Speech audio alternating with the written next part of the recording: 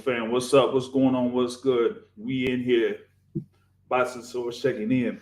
This is the August 20th, 2023 episode of the Boston Source radio show.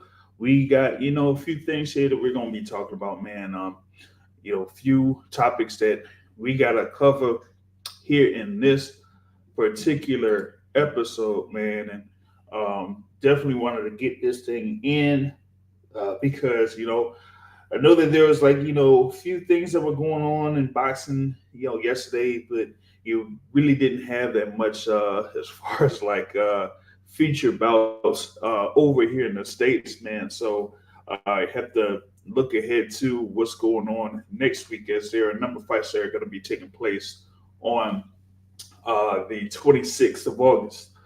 So we got a good number of fights that are happening on August 26th, including the Unified Heavyweight Championship bout that will take place in Poland. So, we're going to be previewing that here in this one. Also, I have a couple of more topics where, of course, you have the undisputed welterweight champion Terence Crawford on his press tour that is continuing here, where he brought up something that was on the Joe Rogan podcast, and we're going to, tackle that as well. Plus, you had a Twitter post that kind of circled the boxing waves here, where you had Keyshawn Davis hinting at a potential fight in the lightweight division. That could be a really good fight in the lightweight division.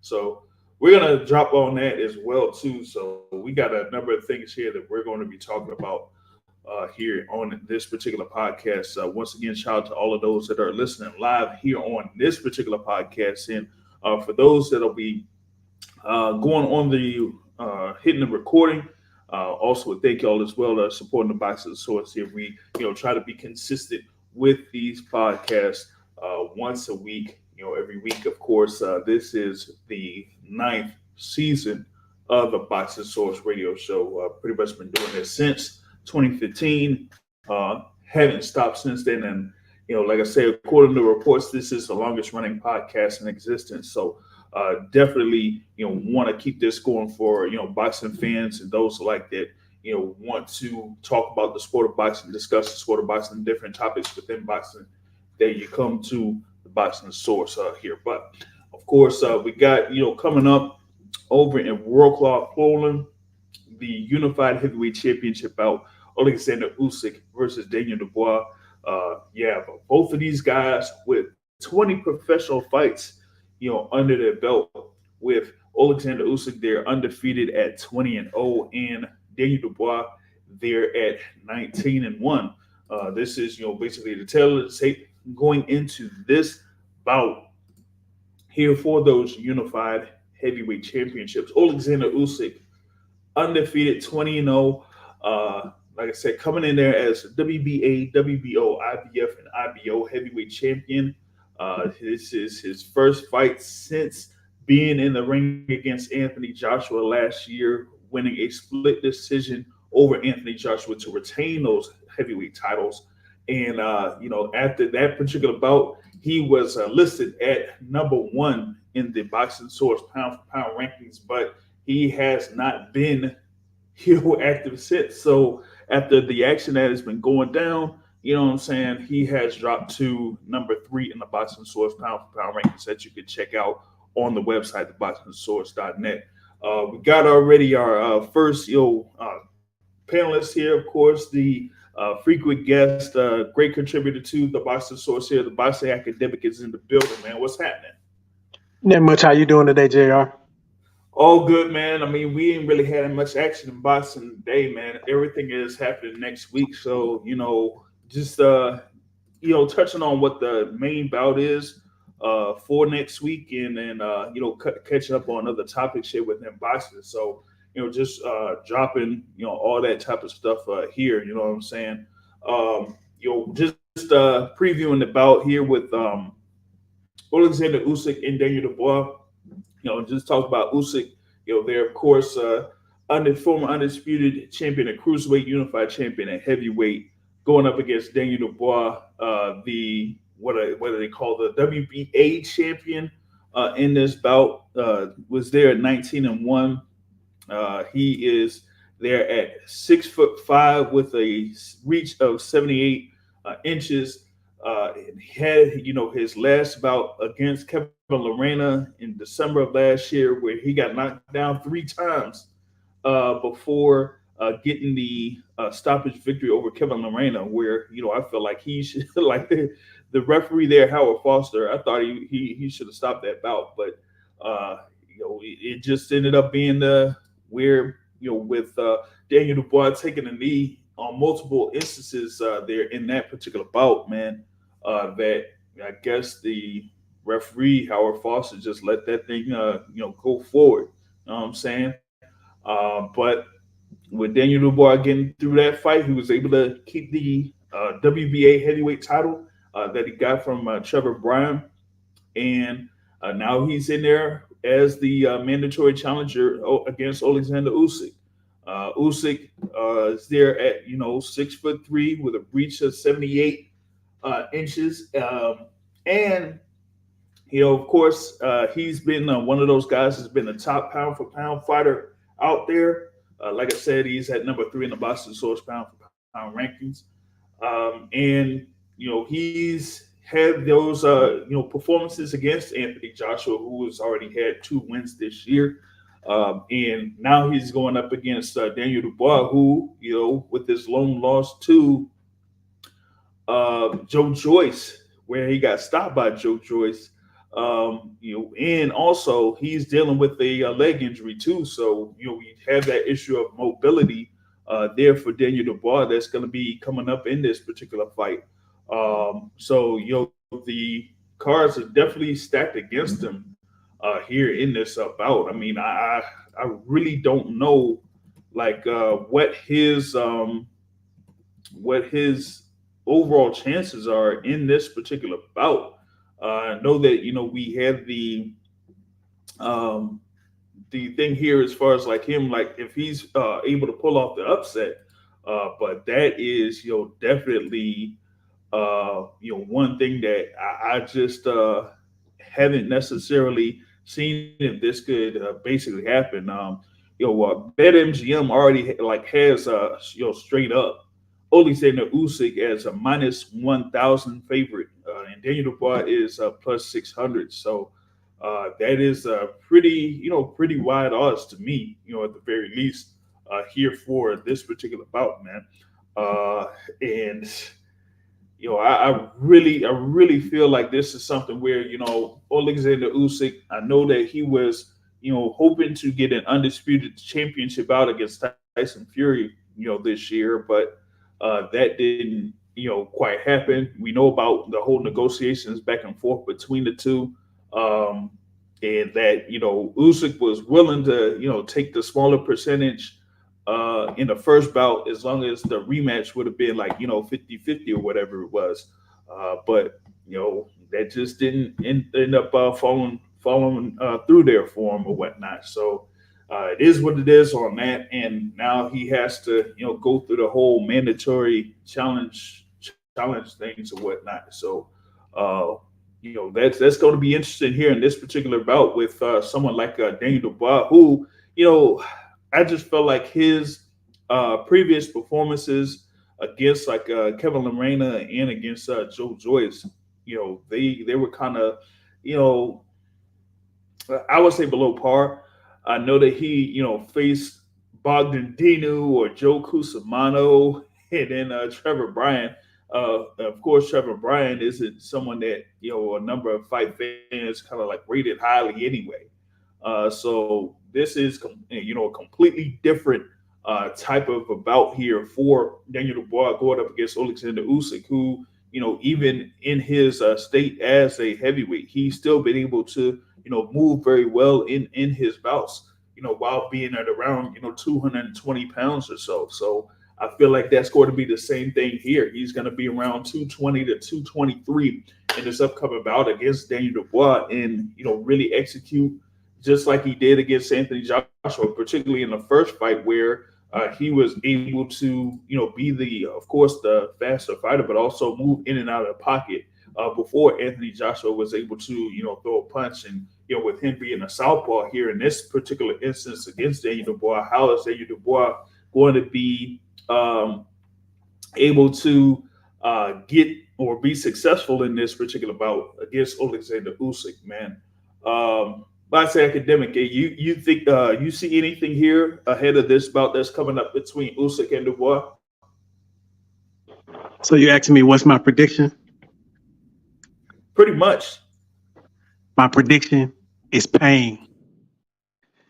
Um, yeah, man. I wish you'd have said what are the odds for a knockout, because I think Daniel Dubois is the type of a fighter where his style is such, and his temperament, his disposition as a boxer is such that he probably gonna get so many opportunities because he is the right type of fighter for somebody to look good against. He has questionable fortitude when the going gets tough. He swells up, his face swells up. He's sort of like straight up and down. Um, Obviously, he's a physical specimen, but we can see Tyson Fury and see that don't really mean much, because it's about the skills. So yeah, I don't see him winning.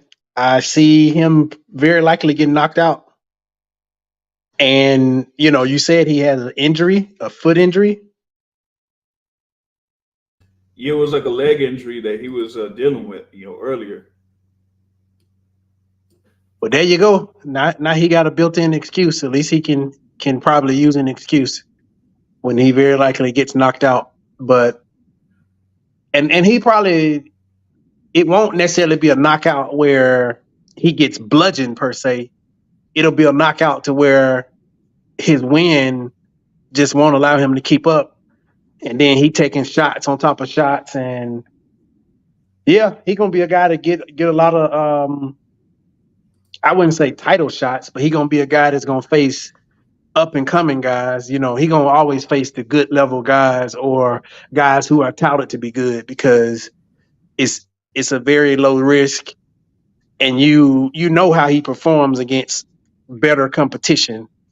And with that low risk and that measuring stick of how he performs against the upper echelon, guys get Hmm.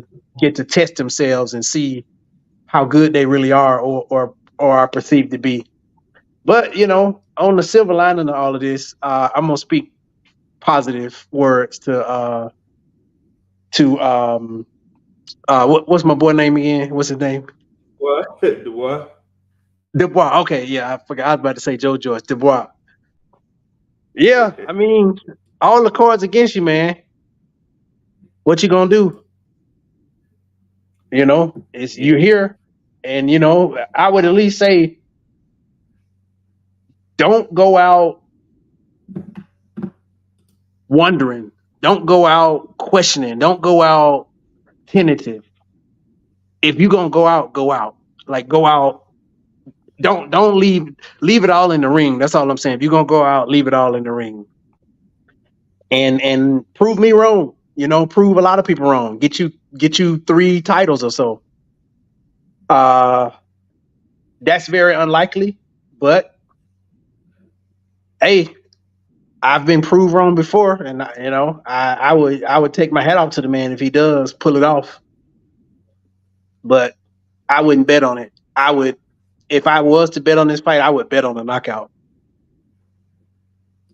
Yeah. In reference to that, like I hit up the BetMGM, and the odds for knockout are for Usyk are the highest or the best odds. They're like at minus 250, and for Usyk on points is plus 280. So that should tell you something right there as far as like what the odds makers are saying about this upcoming bout, man.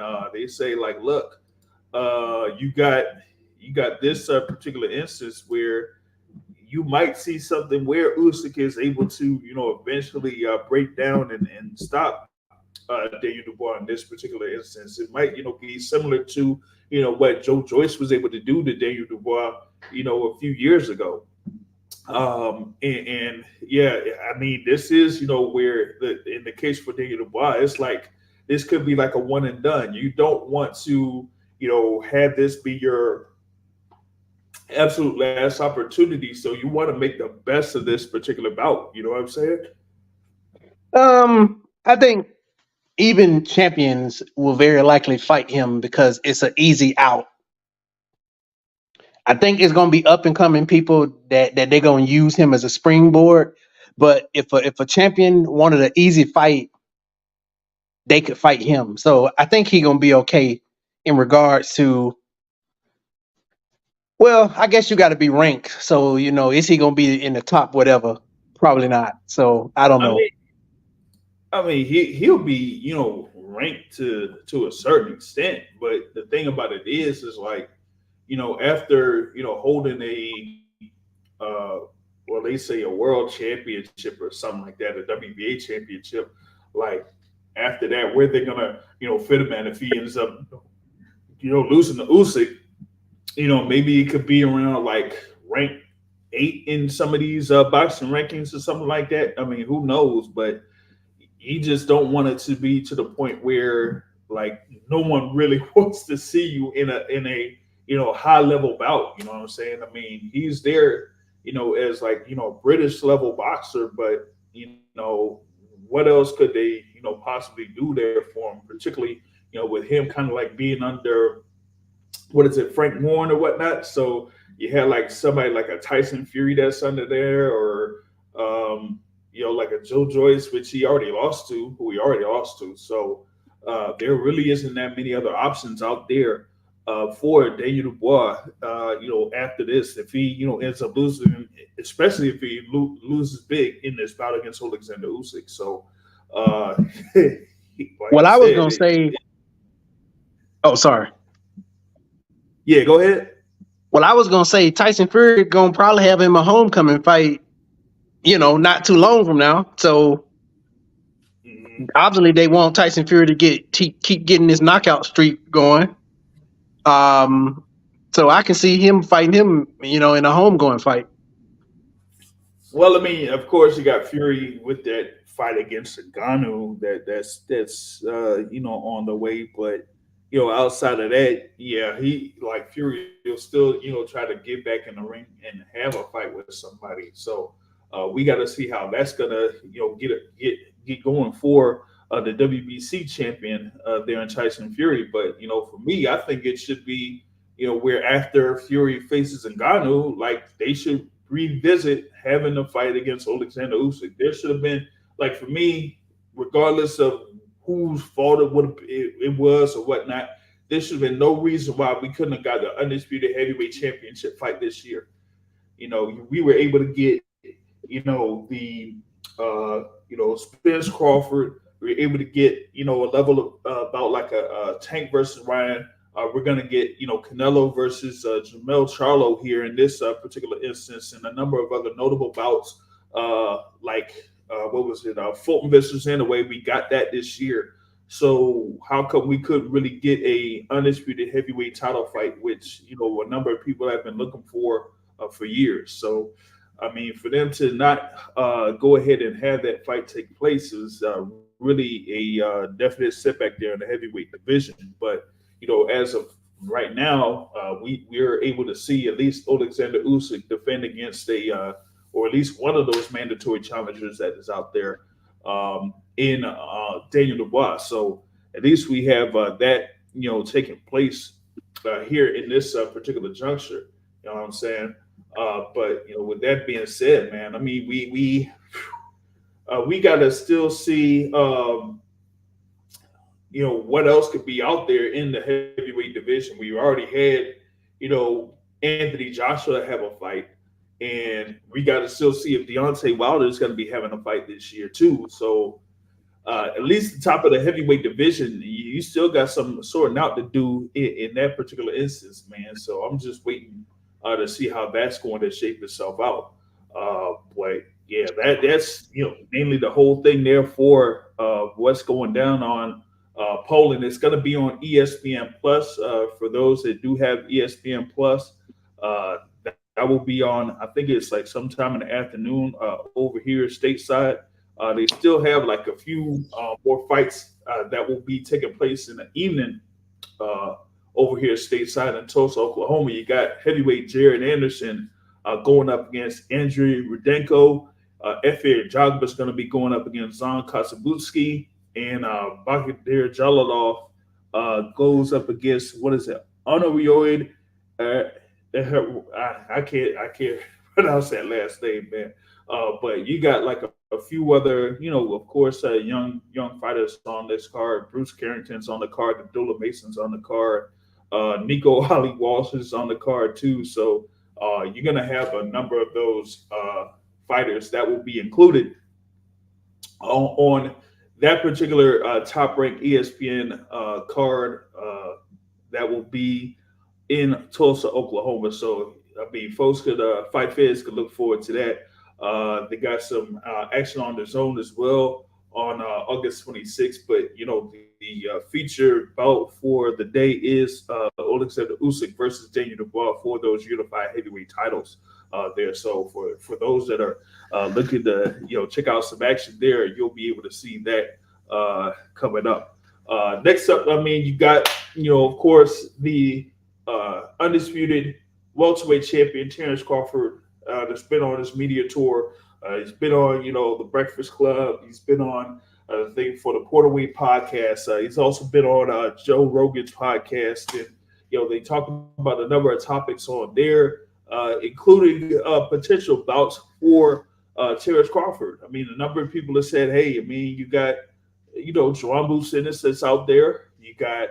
Of course, Jamel Charlo, which is, part of the plans there for Terence Crawford. But it was suggested that he could face Canelo Alvarez. And he says, hey, man, I mean, if I was able to jump up 3 weight classes to face Canelo Alvarez, that would be something. And if I was able to jump 3 weight classes and defeat Canelo Alvarez for those undisputed super middleweight championships, there wouldn't be anything else that fight fans or pundits or whatever could say about Terence Crawford or the legacy of Terence Crawford.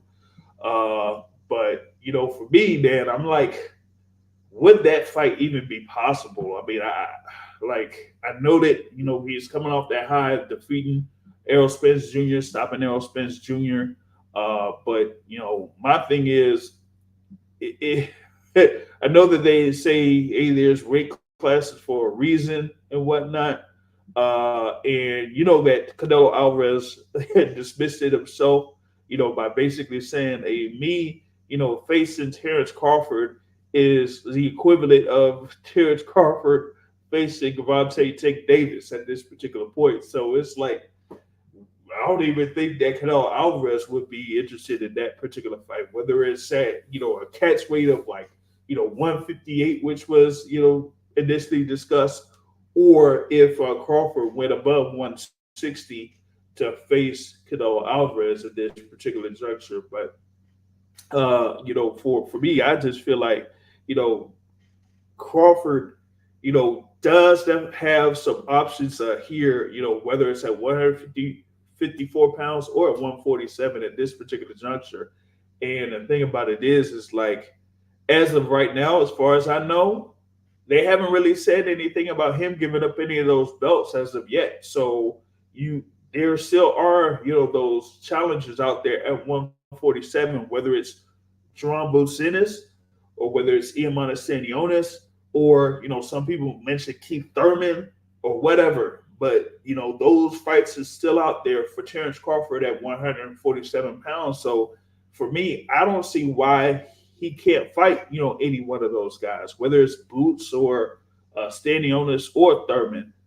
So why, I mean, I get it that you want those big fights and that you've been looking for those big fights for the majority of your career. And now that you pretty much got one, now you're looking for more. But with how the schedule is going right now, Canelo's busy, Jamel Charlo's busy. Like, you still got, another 4 or 5 months before you're going to have, either one of those guys be available. So why not go ahead and have that fight that while that's happening? I mean, I don't see why not. You know what I'm saying? So for Terence Crawford, I mean, I get that. He's there at the top of at the top of the world right now in the boxing game at this particular point, and that he wants to have those big fights, but it may take a while for those things to materialize. So in the meantime, why not go ahead and try to get more fights out there? Like I said, you got Boots available. He had his fight that he had over in Atlantic City in July. So why not go ahead and have that fight against Boots? I mean, still undefeated versus undefeated, and Boots Ennis is one of those guys that is one of the more exciting fighters out there in the sport of boxing. So that would be a great matchup for fight fans to see. But talking about potentially facing Canelo Alvarez at this particular juncture, while it may seem like it's great as far as like an event is concerned, I'm not sure if that's realistic at this particular point. Box Academic, what do you think about Crawford's comments in reference to potentially facing Canelo Alvarez, though?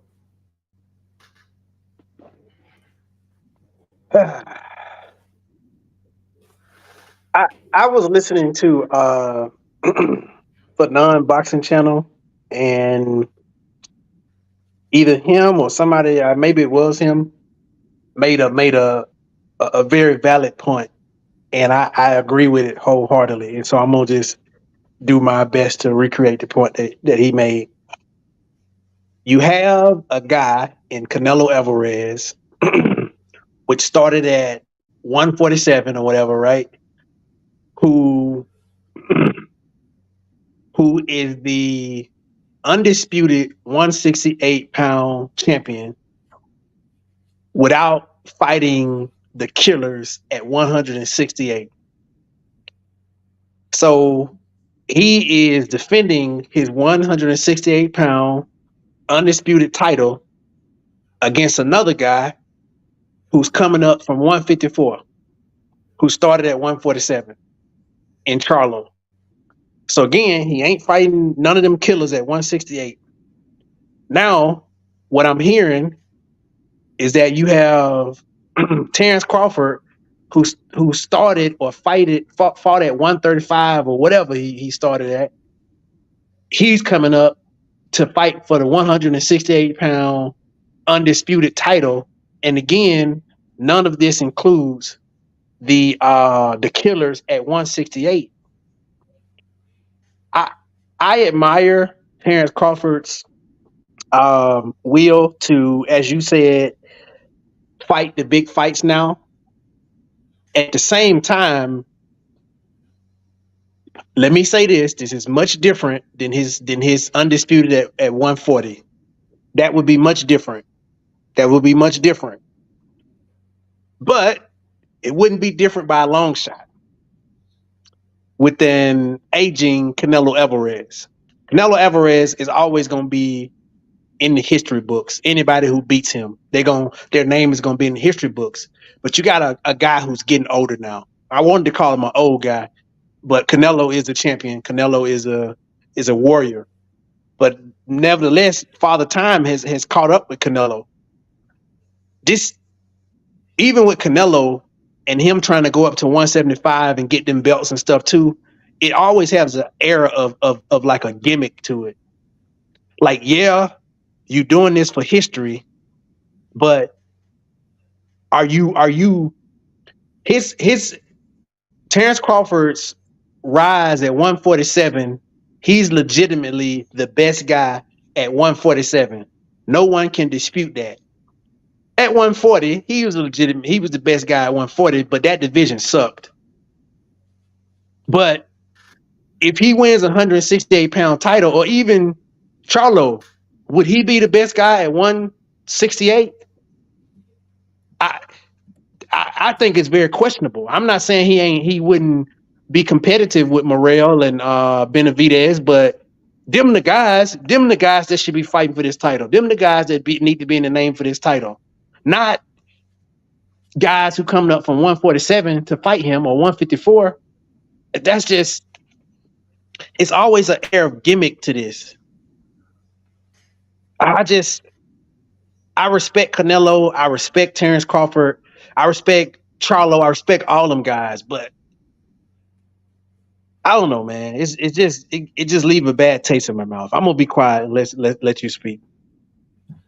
I mean, you brought up the point there from, I guess, for boxing in reference to, particularly with Canelo Alvarez, and that, and I kind of like said this as well, the reference to Canelo's run at super middleweight, that it leaves a lot to be desired. You face someone like, Callum Smith, you face Billy Joe Saunders, you face, Caleb Plant to, get those undisputed titles or whatever it is, right? And after that, you kind of, bounce around as far as like, facing Dimitri Bivol at light heavyweight, and you face, Gennady Golovkin, and you face, John Ryder. So it's like your run at super middleweight right now leaves a lot to be desired, particularly when you have guys like a David Benavidez, like a David Morrell Jr. that's out there that, a number of fight fans and fight pundits say that these are the top guys right now at super middleweight. But you're here to face, Jamel Charlo, which, of course, I know that, he was slated to face Jamal Charlo, but we kind of talked about why that didn't happen. So now it's like, okay, now that Jamal is out, you're saying you're facing Jamel Charlo, and after the press tour or during the press tour, you're talking about, okay, maybe Jamal Charlo will be next, and not even mentioning David Morrell Jr. or David Benavidez, right? So it kind of like leaves a bad taste in the mouths of boxing fans that you're not mentioning those guys. And on the flip side, with Terence Crawford, while he did, achieve being the undisputed champion at the welterweight division, there's still fights out there in the welterweight division for Terence Crawford to have. But he's, willing to put that off to the side and, move up to not 154, not 160, but 168 to have a fight with Canelo Alvarez if Canelo Alvarez is successful against Jamel Charlo. While that would be probably likely the biggest event in boxing that could, potentially take place, what does that mean with the whole thing with the belts? Well, that kind of like would show, like, I guess the belts don't mean anything, right? But on the same token, one thing that was interesting with what Terence Crawford has said in his interviews was that one thing that he wanted to change in boxing is that for fighters to face their mandatory challengers, which is interesting because you have, as undisputed champion, multiple mandatory challengers. Just like I mentioned with Oleksandr Usyk, Terence Crawford has mandatory challengers. He has, Jerome Boots Ennis. He has, Iamanda Senionis. Now, the thing with WBC, that hadn't really been sorted out as of yet. So, I mean, I did mention Keith Thurman, but he's not technically the mandatory challenger as far as I know.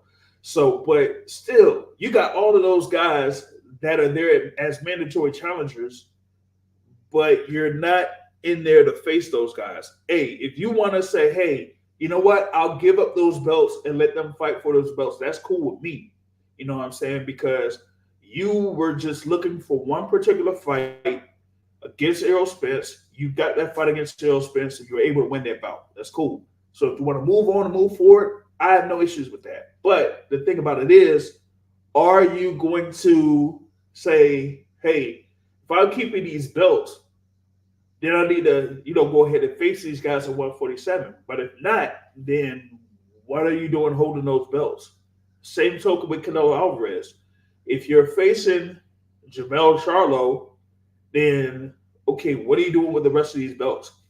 And you know what? And the funny part is, right, is that okay, they're building Charlo and Canelo as undisputed versus undisputed. But on September 30th, 2023, the instant that Jamel Charlo steps into that ring, he's not the undisputed champion at 154 pounds because the WBO says, hey, we're going to go ahead and strip you of the WBO title and give it to Tim Tszyu. But y'all won't do anything in reference to Canelo Alvarez. And those other sanctioning bodies aren't doing much of anything to Canelo Alvarez. So that's kind of, saying, hey, that's wild. You know what I'm saying? Um, but it just makes that whole situation be crazy and messed up or whatnot because you got all of these guys with these heavyweight titles. Now we have at least three undisputed champions in three weight divisions: 147, 154, and 168. And yeah, I know that there's also undisputed champion at 135. But in reference to the guys that I mentioned, Terence Crawford, Canelo Alvarez, Jamel Charlo, they're kind of like having these divisions be kind of held up as far as like what happens to those belts in that particular case. It just makes for a real crazy situation when it comes to those fights. And I know some fight fans want these big fights to take place, but at the same token, a number of these fighters, while building up to that particular point, they're fighting for those titles. So it's like, okay, you're saying that, hey, we want these accolades as a multi-division world champion, a two-time undisputed champion. So are you fighting for the belts or are you fighting for, big fights? Where does it go at? Big shout out to those on the live chat. Young Jesus in the building. He says the thing mentioned with I guess Joshua versus Wilder potentially in January. I've heard that. I've heard that before. I've heard that a number of times. I've kind of like said that it would be around January or February. There's been a hint that there might be a 2-fight deal in place for that. But that remains to be seen if that's going to happen also. So I mean, we have to see how that's going to work itself out. I've also heard that Anthony Joshua might not face Deontay Wilder next, but who knows? Who knows where that is going to sort itself out at? You know what I'm saying? So there's that. And if anybody can, if y'all wanted to chime in, y'all can hit that hotline number here real quick. That's at 571-449-7217, 571-449-7217, and then we'll get you in and see if you could chop it up as far as like what's going on in the sport of boxing. Now moving on here, we got something in the lightweight division. A couple of days ago, young fighter out there, of course, Keyshawn Davis, undefeated there in the lightweight division, is a lightweight contender. He made a post on Twitter. It looks like it was deleted or whatnot. It looks like it was scraped. But he was mentioning something in reference to Frank Martin, who, had like a little bit of a verbal scuffle of sorts, you know what I'm saying, during that weekend for Crawford versus Spence. But he said that, hey, I know that, I really wanted to go up there against Frank Martin, but it looks like Big Brother or Big Bro, as he says, got to him first, which kind of hints that maybe we could have a fight between Shakur Stevenson and Frank Martin. Now, Shakur Stevenson, of course, 2-division world champ, now in the lightweight division. Was looking for, potentially a bout where he could face somebody, I guess, for what could be the vacant WBC lightweight title. There have been a number of guys that said that they've, when they say they've turned down a fight with Shakur Stevenson. So they go down the line, and Frank Martin is there, ranked around what is it? Say number 5 or something like that. Let me make sure there. He's at number 4, actually, number 4. So you could have Shakur Stevenson versus Frank Martin for that vacant WBC lightweight title. If Devin Haney moves up and faces Regis Prograis and wins, now it's still no guarantee that Devin Haney wins that bout against Regis Prograis, but still that possibility is out there. If Haney falls short against Regis Prograis, he could still move back down to 135 and have those belts. But if he does beat Regis Prograis, well, that 135-pound title is vacant. So there's that. But back to this whole thing there with Shakur Stevenson and Frank Martin. Both fighters undefeated. Frank Martin, had his bout against Artem Harutyunyan last month.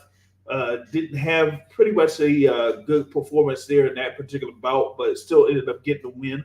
You had Shakur Stevenson fighting in Newark against Shuichiro Yoshino, got to stop his victory there in April. So, he's still looking for, potential bouts out there at 135, but this one could be a good matchup at 135 if they're working towards making that matchup. And I think it would be a high level bout between those two fighters. And for Shakur Stevenson, actually, that might be the best matchup that can be made there at 135 for Shakur Stevenson. Not a bout against Isaac Cruz or against George Kambosos or against I don't know, man, Jermaine Ortiz or Ray Martaya or somebody like that.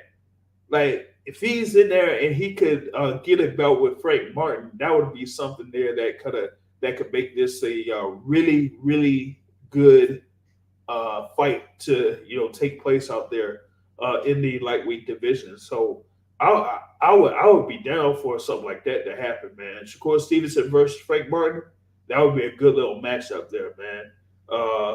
What you got on the academic?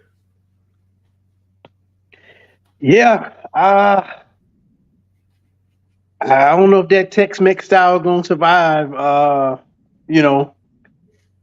style that is more closer to Crawford style. So yeah, it's gonna be a good fight, and I would look forward to it. But definitely, you got to favor Shakur in that fight, and it's gonna be some tough work for Frank.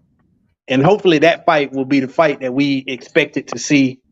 With the Spence Crawford fight, give or take. Obviously, what's the name is a more of a boxer, but he is turning up his grown man strength as well too, to where he's trying to get like a little mean streak about himself, which is a good thing that he hangs around Terence Crawford and he wants to be respected. And you can see in that guy's eyes, like, I mean this with the utmost respect, with the hate that he has for other people who are doing better than him, where he feels that it should be him. You can see it in his eyes. He feel like it should be me with everybody else that's above him that he feels like he better than. And that's gonna make him show up and show out. So I don't know if I would pick against Shakur. I like Frank Martin, but yeah, with that look in his eyes, man, that boy want it. And a motivated Shakur is probably very tough to beat. Yeah, most definitely. I mean, I've seen him, live a couple times. We had this fight. Um, like I said, with the Yoshino bout, we seen what he did against Oscar Valdez there in that bout that they had last year. Also, where he, was, able to get that win in Atlanta, there against, the Marine there, where he pretty much blew him out. I mean, that was just something where, Shakur beat Jamel Herring up, pretty much just beat him up. I mean, it was just like a definite mismatch from the get-go there against Jamel Herring. But, I guess, when it's like a big stage of some sort, that's when Shakur Stevenson is like, showing on to a different level at this juncture. But with him going up against someone like Frank Martin, that could be something for him, man. I mean, where he could just say, "Hey, I just showed how great I am, man," and that's the thing. I think that there's been a number of instances where he kind of has said like, "Hey, I'm the guy that should stand out over all of these young guys or these guys that are around my weight class, whether it's like a Tank Davis or I guess a Teofimo Lopez or something like that, or Devin Haney or anything." Like he says, like he feels like he should be mentioned as the number one guy above all of those guys when it comes to skill set and everything else. But having a fight with someone like a Frank Martin would kind of put him in the spotlight of sorts, particularly if they want to build up towards a potential super fight between Shakur Stevenson and Gervonta Tank Davis. So I mean, you got that's out there. At least for me, I feel like that's a potential bout that could take place in 2024.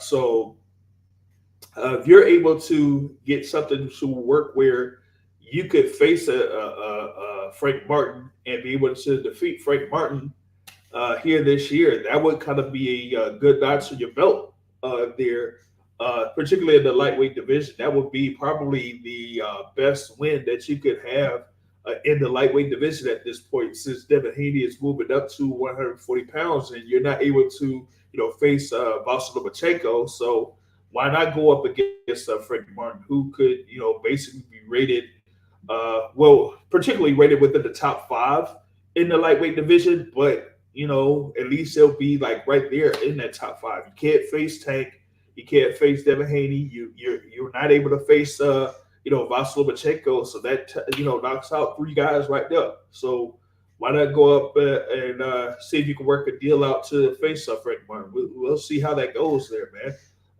If that's a fight that could potentially take place, you know what I'm saying? Um, I just feel like that if you're able to get that done before the end of this year, that would kind of would round out something that would be a good year there, I guess, for Shakur Stevenson, being able to had a performance that he had in Newark against Yoshino, and then see if he can score a win against Frank Martin. So that remains to be seen. But outside of that, I don't see where there's other options out there for Shakur Stevenson at this point. I mean, you can't face a Ray Murataya. Jermaine Ortiz already has a fight coming up. George Kambosos isn't being mentioned. You don't want to end up facing Maxie Hughes, even though Maxie Hughes, had his fight against George Kambosos, where some people thought that Maxie Hughes won it. So, hey, why not, fancy that particular option there? I say go for it. You know what I'm saying? So, that's why I got a reference to that particular bout. I know that there are some folks or some buzz about potential bout between George Kambosos and Vasyl Lomachenko that could happen. They're saying that might be for potentially, if it does become vacant, the IBF lightweight title. So, but as of right now, we haven't seen anything where that says that fight is being negotiated of any sort anyway. So that kind of like nixes that, at least for now. So we'll see how that goes, man. But like I said, I mean, there really hadn't been much action, this week. Fights going down next week. Oleksandr Usyk, Usyk-Dubois. You got Jared Anderson out there that will be fighting in Tulsa, Oklahoma. So y'all definitely look forward to that on ESPN. It should be on ESPN there against Andre Rudenko. You got a couple of other heavyweights that'll be part of that card. Abdullah Mason will be on that card. Bruce Carrington will be on that card too. Nico Ali Walsh will be on that card. So there's a number of things or some action that will take place there on Saturday for Fight Fest. Look forward to. We just are kind of like getting geared up for, I guess, the next big event that'll take place. So at September 30th with Canelo versus Jamel Charlo. So that's what we got here, man. With that being said, man, we just want to knock out this particular live podcast here within an hour, man. We got through most of everything there that we wanted to talk about. There are some other fights that will be taking place during the week. If you check out, Pro Box TV, they'll have something out there. Overtop Boxing should have something coming up as well. That is on the Zone, broadcast on the Zone. I think you'll have Lorenzo Truck Simpson being part of that card on the Zone through Overtime Boxing. So y'all be sure to be on the lookout for that if you have the Zone as well. So hey, if you got all of those networks, the Zone, or through ESPN Plus, you got Pro Box TV. They usually have those things on YouTube. Y'all be sure to check all of that out, man. But for me, that pretty much covers everything that I wanted to cover here on this particular podcast. I thank everyone that has been listening live or being on the live chat.